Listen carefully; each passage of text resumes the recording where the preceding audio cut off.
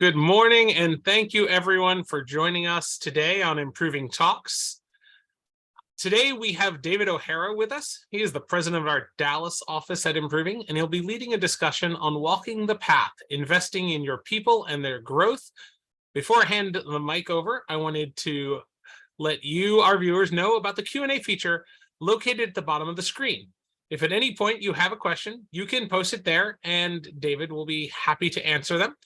Without any further delay, take it away, David. Thank you, Tim. And thank you all for being here. I'm excited to be talking about a topic that's very near and dear to my heart, and to be sharing more about how we think about and have implemented career development here at Improving. We're going to hear about some of the myths and benefits of investing in people, as well as how to create that culture of learning. And then finally, I'm going to dig into what we've built at Improving in support of this. So to start us off, I want to talk a little bit about career development. Career development typically has had this metaphor, right? Climbing the corporate ladder. We've all heard that phrase, moving up in corporate America. And that typical metaphor really that we've all heard is very antiquated. I believe it's broken.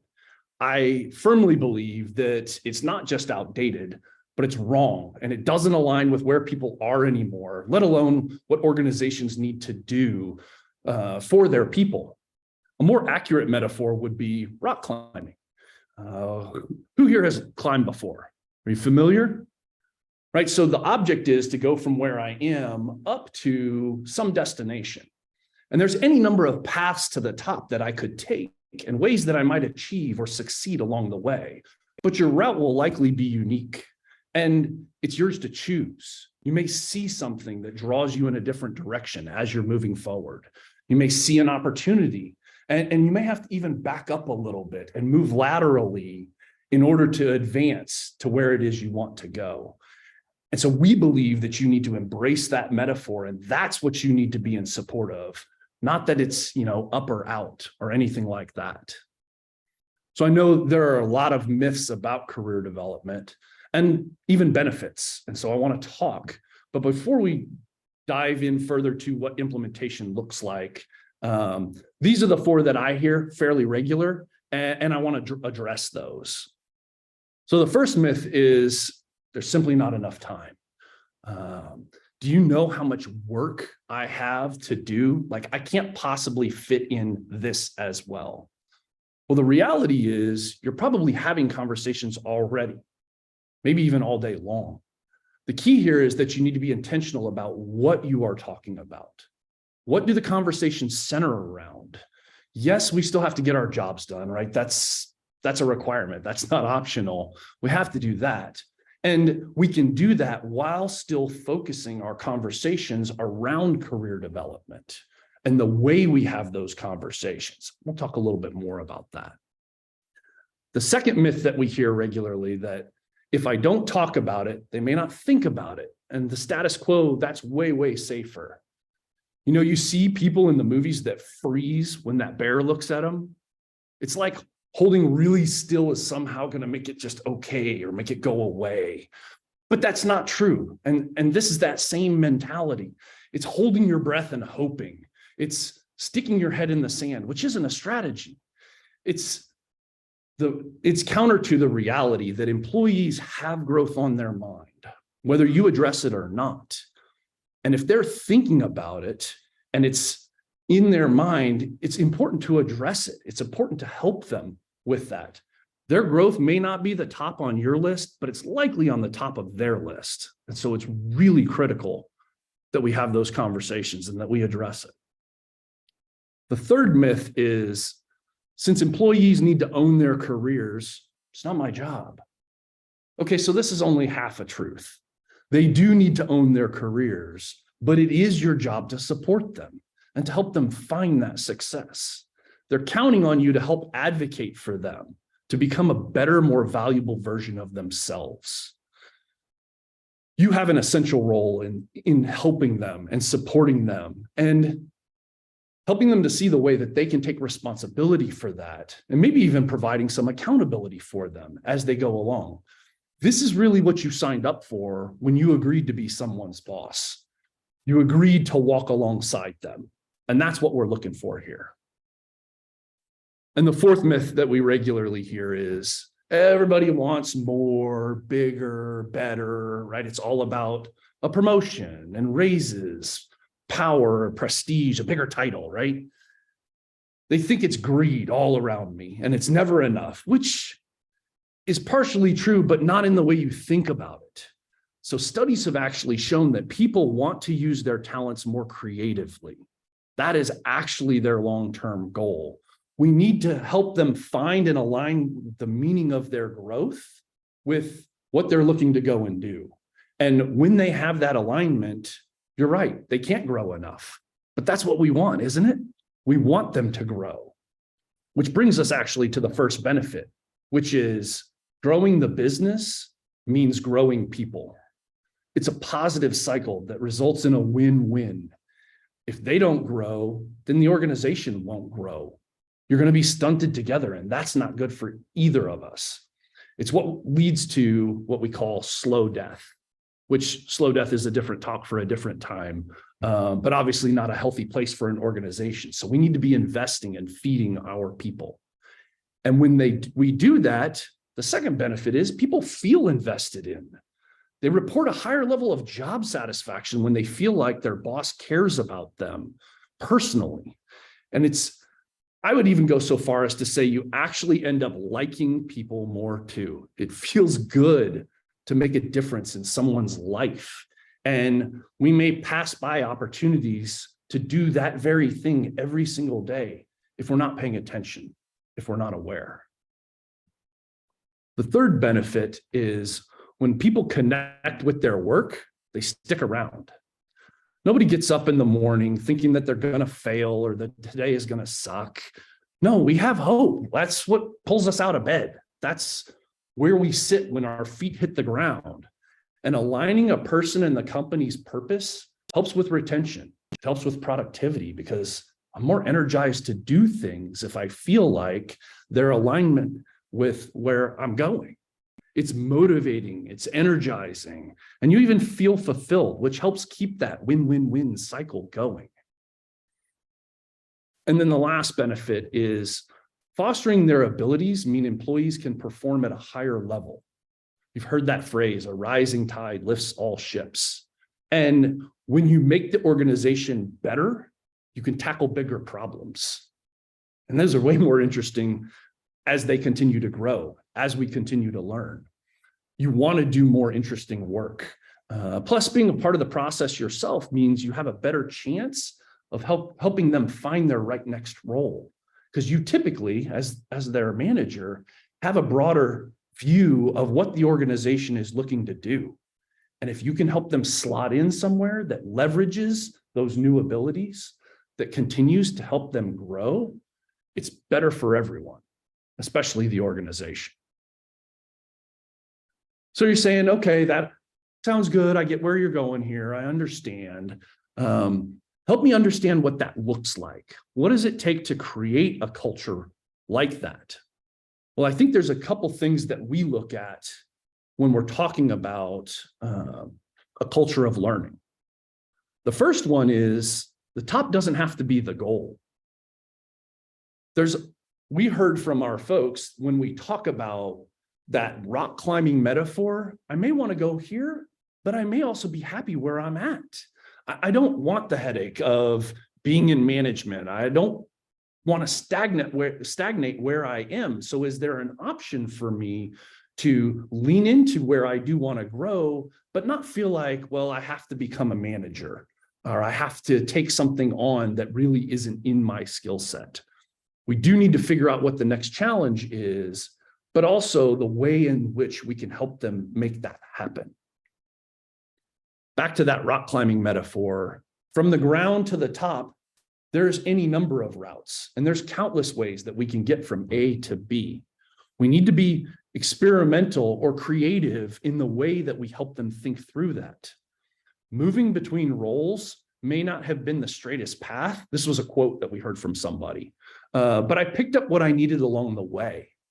So the journey actually is beneficial. And as we're navigating that route together, you're going to learn more and more. You'll increase the breadth of your abilities, the scope of what you are capable of doing. And some things you may carry forward, some things you may not.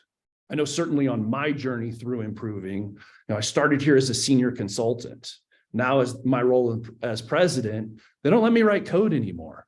And that's okay because I've gotten to do other things.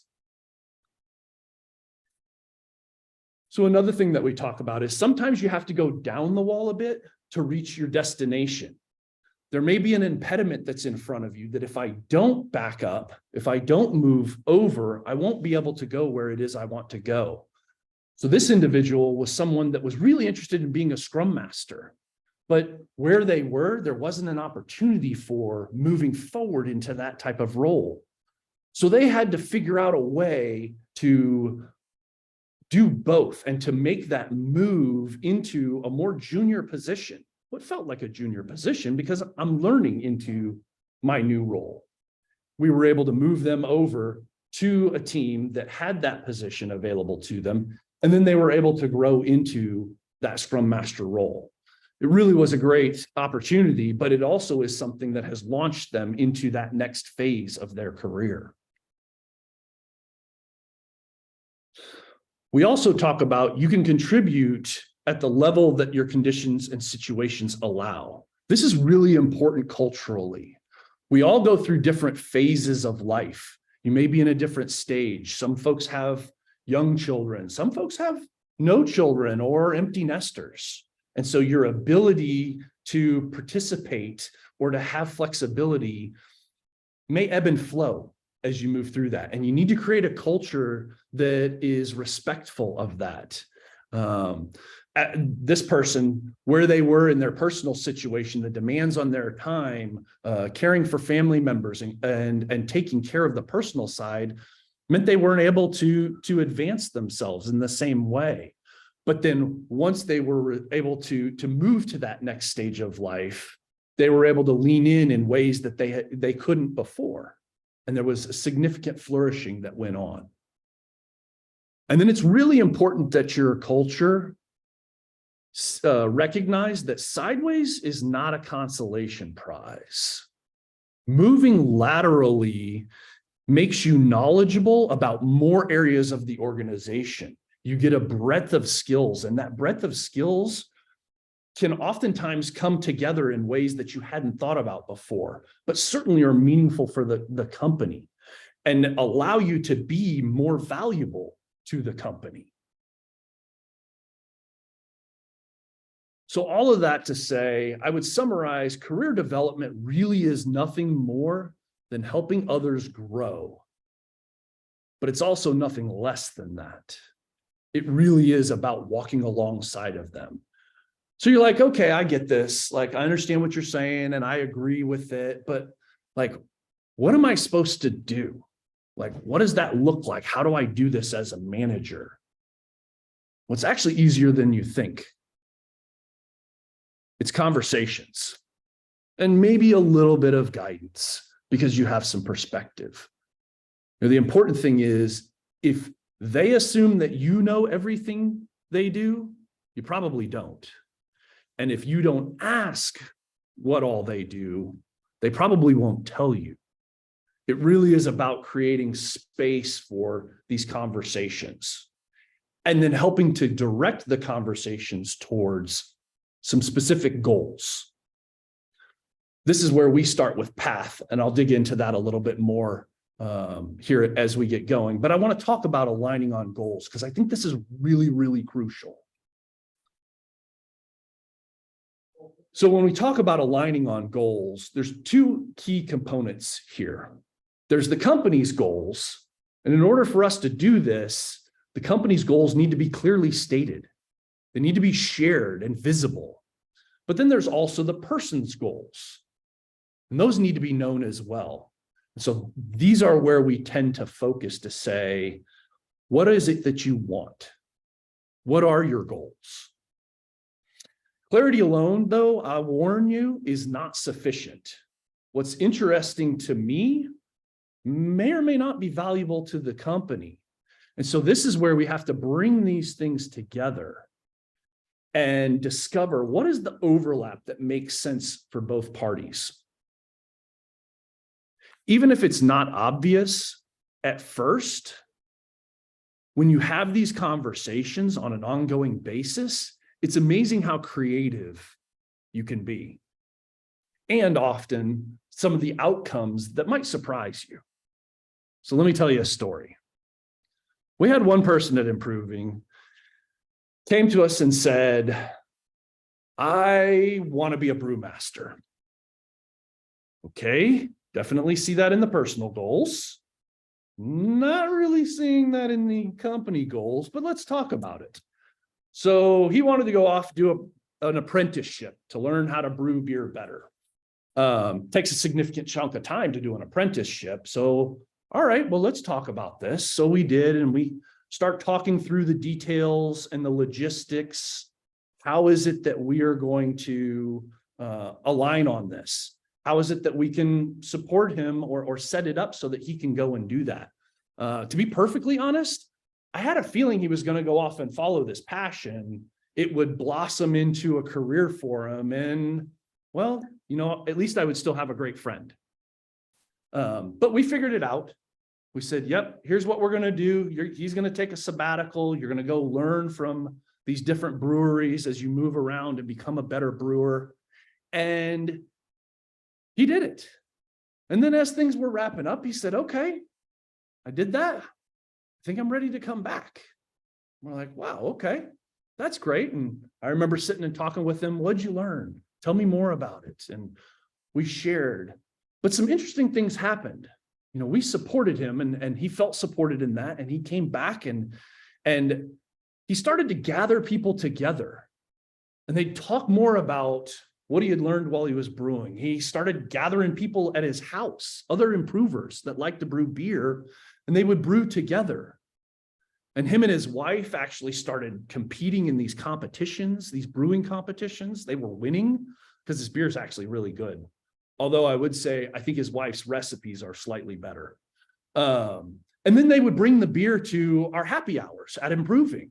And we would sit around and try the beers that he'd made and talk about them. And we actually have some kegerators at the office here. And it turns out they need care and feeding in order for them to be kept clean and all those sorts of things. And he picked that up and started doing that for us. And it was like he started to build these connections with all of these other improvers that made them energetic about the thing he was energetic about.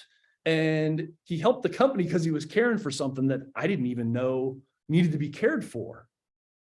It was really these second and third order consequences that came out of supporting him as he explored his personal goal and meant he was interested in helping with company goals of creating a great place to work, of investing in personal and professional relationships, and creating an atmosphere that is positive and fun.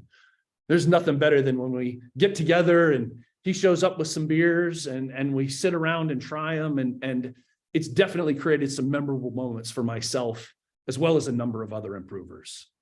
So I'm really thankful that we were able to invest in him and support him as he went off and explored his personal goals. And then ultimately he was able to lean back in and help us with our corporate goals.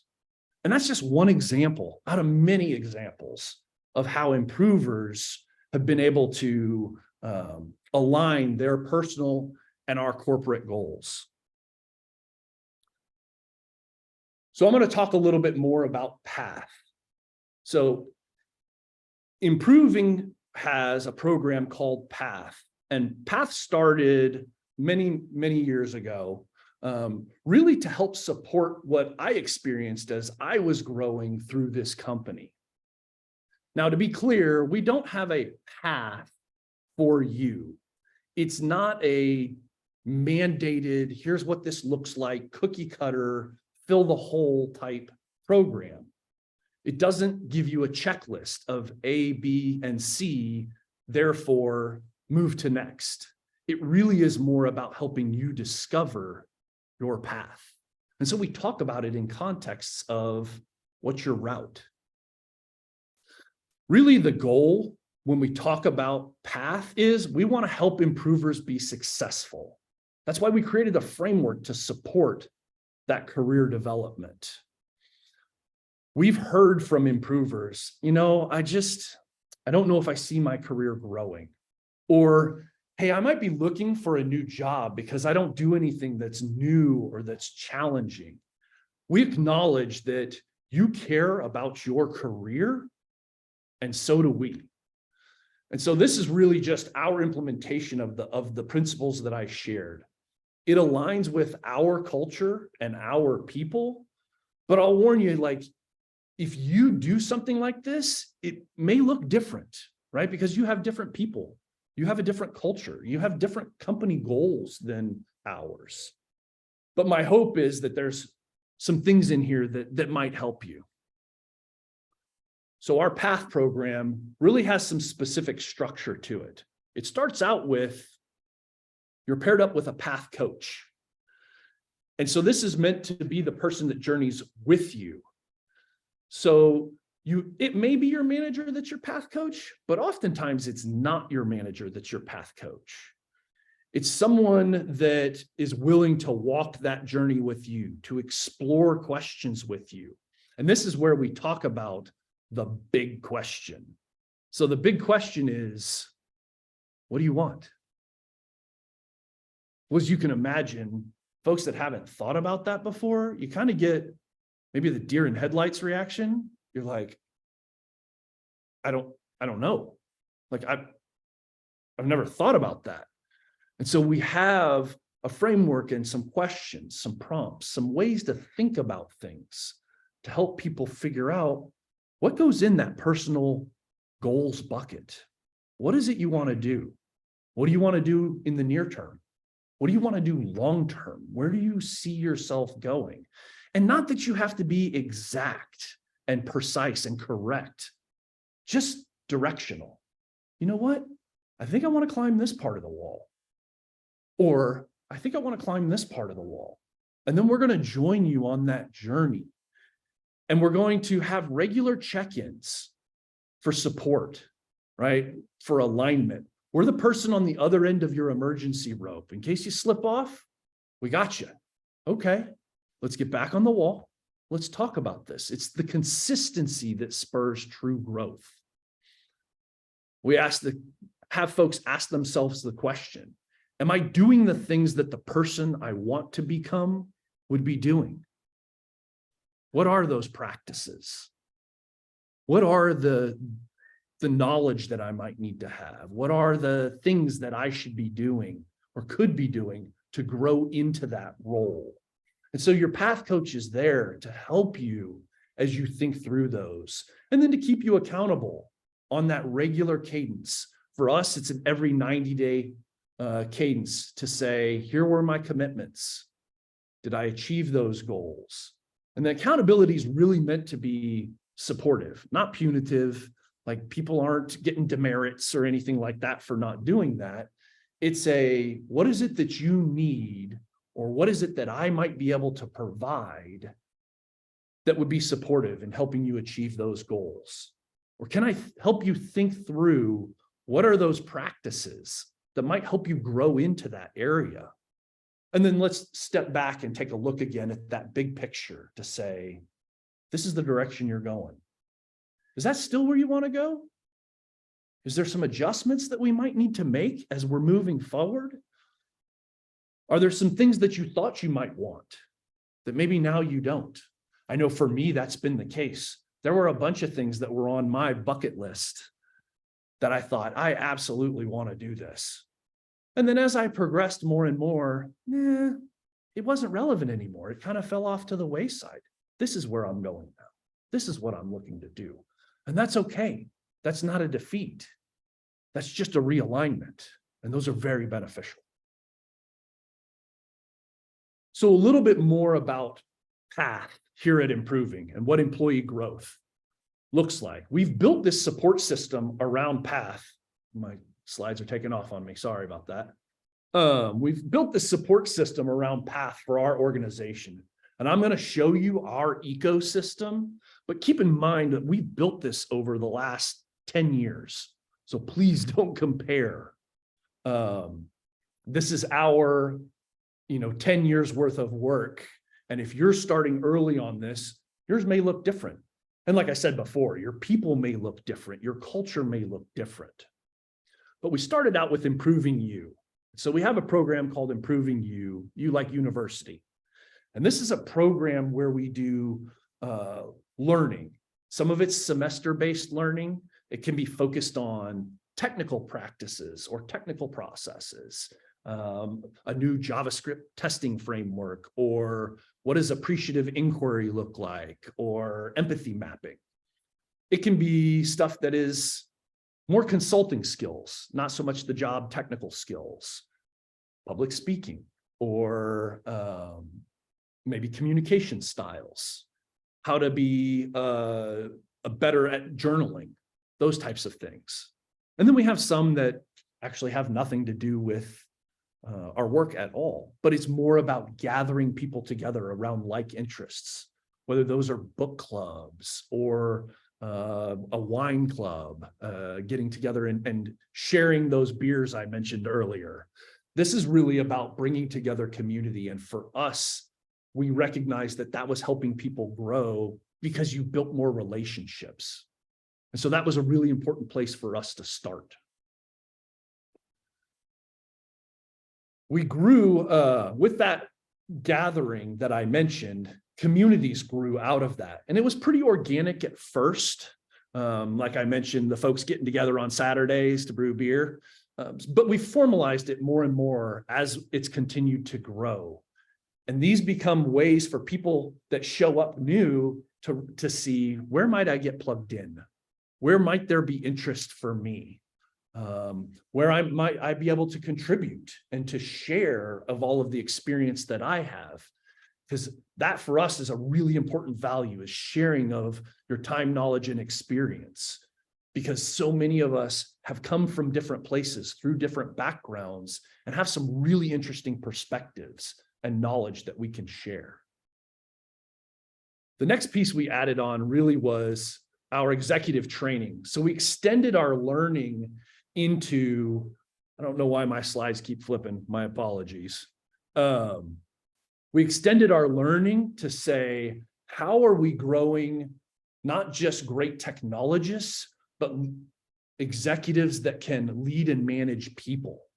And so we built programs. We have the Integral Business Program. We have the Executive Development Program and the Foundational Leadership course that all are ways that we are investing people so that they can invest in people. We want to get that multiplicative effect, because when you create someone great who leads people, then your second and third order effects are significantly larger. It's that network effect. The next thing we added on to this ecosystem was delivery excellence.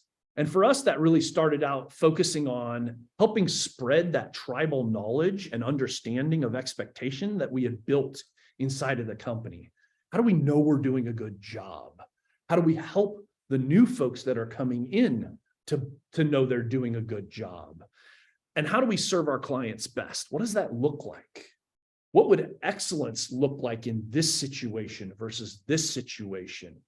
And so these programs are all taught by improvers, not by professional trainers, not by some outside company.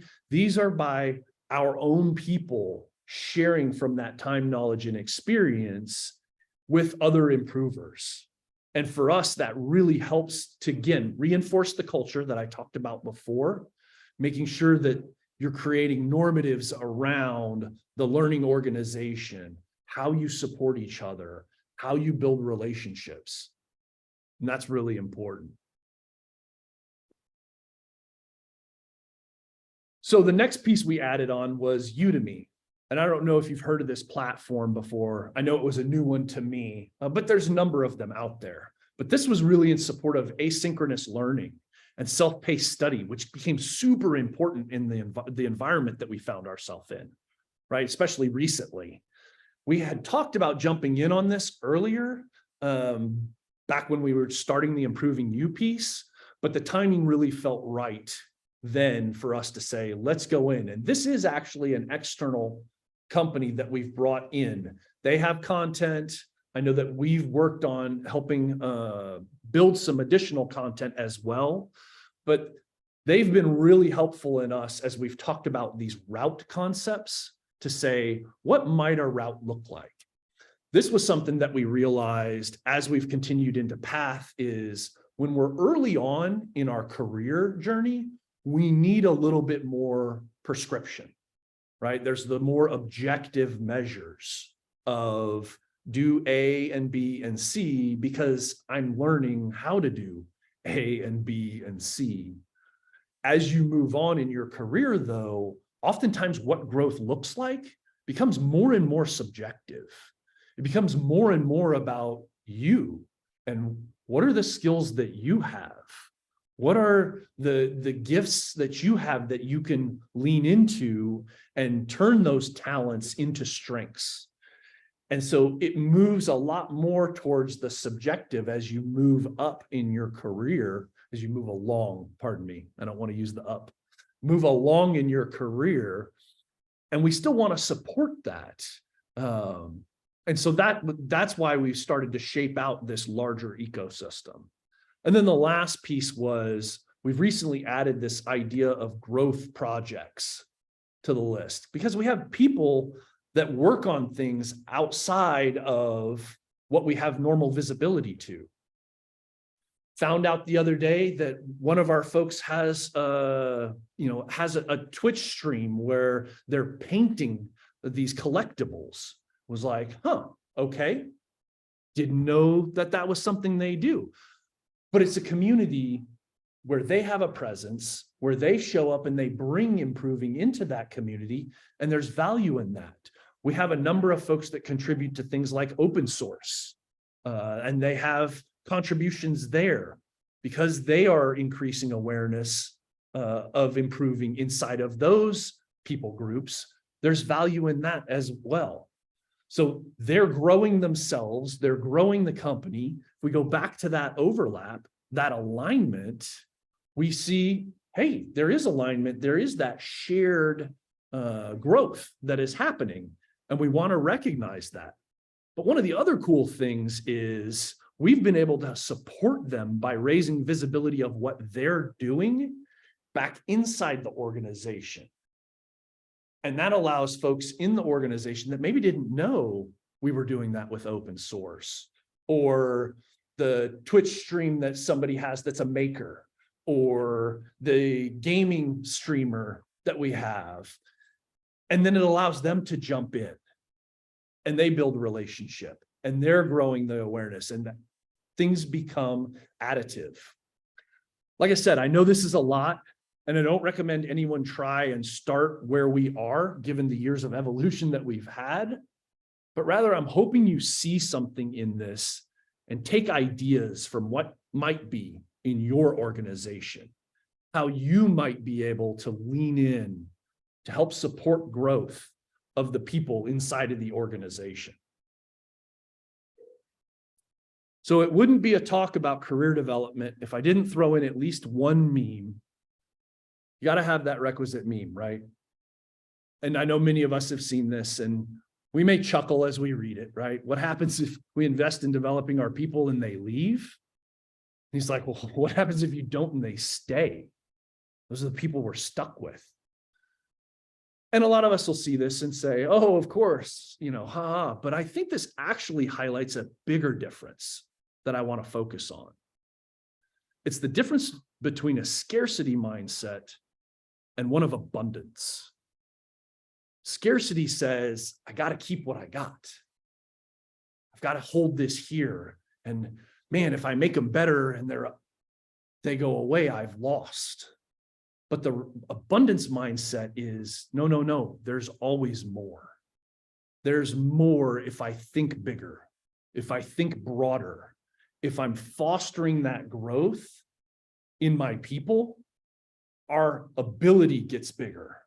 And so I want to encourage you to have that abundance mindset, to think about the bigger picture and more as you're thinking about how you support career growth.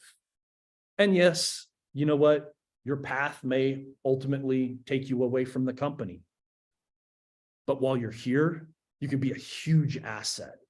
If I'm continuing to invest in you and we're continuing to feed you and help you to grow, and the company can help you grow, even if you go. So now we stand here staring at the potential future. And I would encourage you to have at least one conversation this week.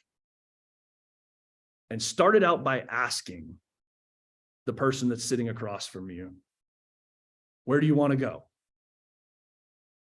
The conversation that follows just might surprise you.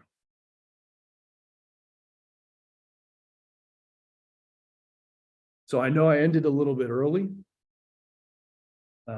I'd be happy to answer any questions, but hopefully you got a glimpse into how we think about career development, how we've implemented it in Path here at Improving.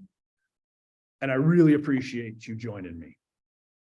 So David, we do have one question that has come in. You mentioned Improving You, and then you talked about the executive development programs that followed after. Yes. Talk about how one of the first bridges to the second. Why do you view them as separate, or like how do they correlate to one another? Okay, that's a great question. So for us, Improving You started out as really that semester-based learning that I mentioned. So we run it like a school would, that like university. So there's a spring, a summer, and a fall semester. But it ultimately evolved into really our learning platform. It's any of our learnings, whether those are focused on the social side, the personal skills, the technical skills, and then the more advanced programs that I mentioned, that the IBP, the EDP, and the FLC. They really run as part of Improving You, but they are focused more on executive skills. IBP, which stands for the Integral Business Program, is really learning a little bit about personal development, but also our organizational development, how we've built our company. It's a hyper intense 13-week program. You read 6 books. You have every 2 weeks in-person meetings with journaling, one-on-one coaching. It's pretty intense, to be honest. The executive development program is kind of that next level of bringing folks into the executive ranks.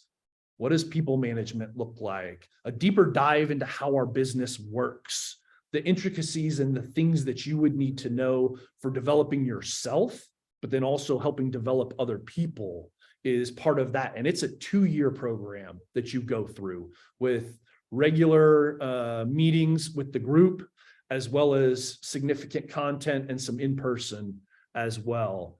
And then the FLC is another 13-week program that really is focused on those leadership practices and some personal development as well. And so it's a slightly different set of content. And because of the different periods, I call it out outside of Improving You because it doesn't slot into that semester-based cadence that we typically think about Improving You, but it is very much an integral part of Improving You.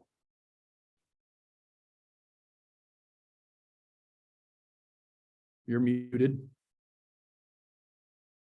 Well, that is all the questions we have at the current time. So David, thank you for coming and sharing this information. I'm sure that everyone appreciated it. Thank you, everyone who attended. I hope that you got something out of it that you can take away to help growing your career. And we hope that you join us next week for Improving Talks, where we're going to be talking about an introduction to automated testing with Alan Moore. So thank you all. Thank you.